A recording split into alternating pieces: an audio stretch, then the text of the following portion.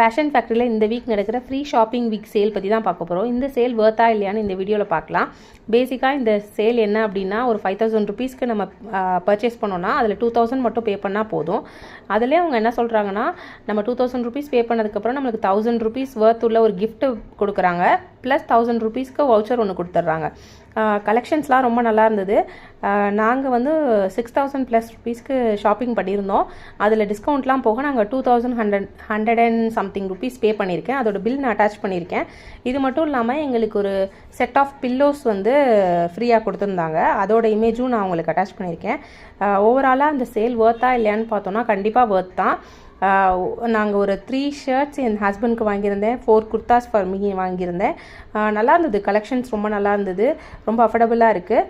ஆனால் வவுச்சர் நம்மளுக்கு யூஸ் ஆகுமான்னு பார்த்தா கண்டிப்பாக அது யூஸ் ஆகாது. ஏன்னா 200 ருபீஸாக 1000 ருபீஸை பிரித்து அவங்க ஒரு 5 மந்த்ஸ்க்கு கொடுத்துருக்காங்க.